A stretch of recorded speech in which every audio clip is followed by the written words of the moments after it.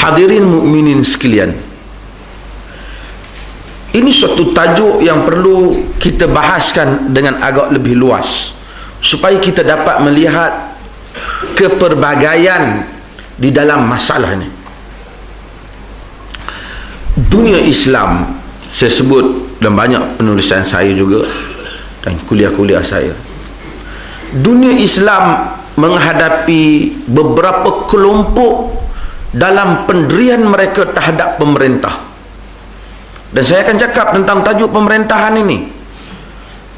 Dan Islam tidak mungkin untuk dipisahkan daripada topik pemerintahan ini, sama ada suka ataupun tidak.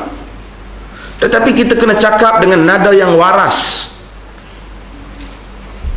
dalam bahasa yang menepati inti kandungan Al-Quran dan Sunnah Nabi Sallallahu Alaihi Wasallam.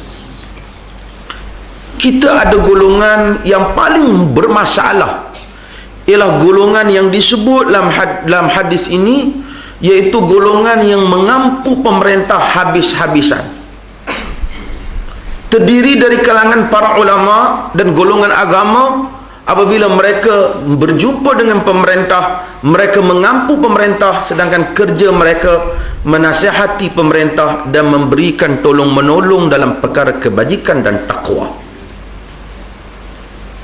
Lalu pemerintah menjadi buta disebabkan dia tidak tahu hakikat yang sebenar, kerana dia telah diampu.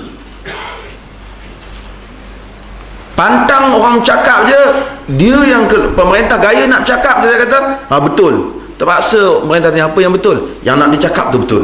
Dia tak tahu, dia mengampu je. Ini suatu masalah yang besar yang membutakan mata pemerintah, sehingga pemerintah menyangka perbuatan salah yang dia buat benar.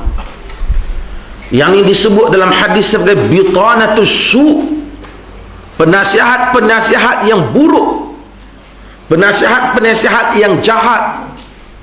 Tidak ada orang yang menjadi pemimpin melainkan ada dua bitanatan, dua jenis penasihat, yang mengajak kepada kebaikan dan mengajak kepada kejahatan. Ini satu kelompok yang sangat bahaya.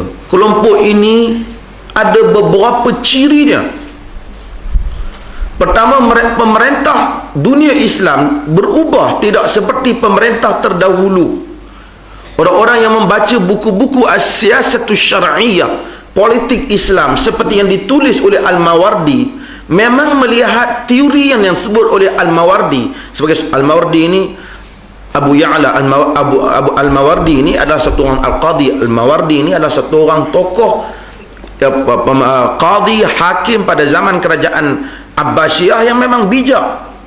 Dia telah menulis banyak tentang teori pemerintahan, tetapi banyak yang dia tulis itu tidak wujud di alam nyata. Pemerintah hendaklah sampai kepada peringkat seorang mujtahid, katanya. Apa mujtahid? Baca Al-Quran bermerangkak. Tapi itu satu teori yang disebutkan, tetapi realitinya lain. Bila realitinya lain, pemerintah banyak tidak tahu hukum hakam syarak. Ia bergantung kepada nasihat para ulama. Lalu para ulama tidak jujur di dalam memberi nasihat, kerana setiap yang masuk itu bertujuan untuk memikirkan keuntungan dirinya sendiri. Apa yang boleh ia perolehi daripada pemerintah, kedudukan dan harta. Lalu pemerintah pun ditenggelamkan. Pemerintah bertindak salah, rakyat menjadi mangsa, ulama sebanyak yang menjadi punca dalam hal ini. Kadang-kadang kuasa pemerintah digunakan oleh setengah ulama yang hasad untuk menjatuhkan ulama-ulama yang jujur. Ini benar seperti yang berlaku pada zaman Syekhul Islam Ibn Taymiyah. Golongan sufi yang tahu bahawasanya mereka mempunyai penyakit dalam amalan mereka, dan i'tiqad mereka yang dikritik oleh Ibn Taymiyah, mereka menggunakan ampuan mereka pada pemerintah supaya pemerintah memenjarakan Ibn Taymiyah tanpa sebab.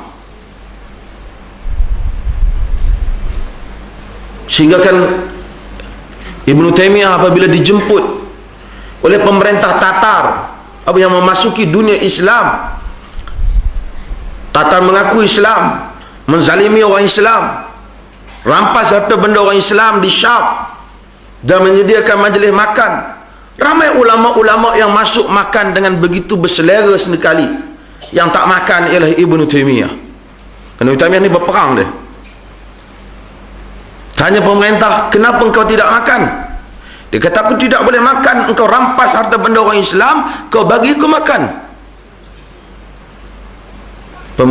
Ulama-ulama yang berjubah putih hebat yang berada dalam majlis itu, kebanyakan mereka mengangkat jubah mereka.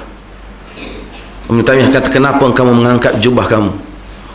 Kata mereka, kami bimbang pemerintah Tatar itu pancung kepalamu, darahmu terkena jubah kami.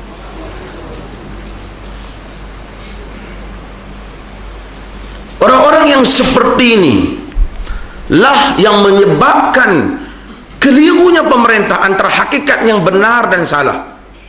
Bukan pun kadang-kadang pemerintah berniat jahat, tapi mereka ditipu oleh ulama-ulama yang jahat, yang punya kepentingannya, yang menghasut, yang tahu kedudukannya tergugat kadang-kala, yang tahu tembelangnya akan dibuka. Mereka menghasut pemerintah, dan pemerintah bertindak dengan cara yang salah. Mereka ini munafik berdasarkan hadis ini.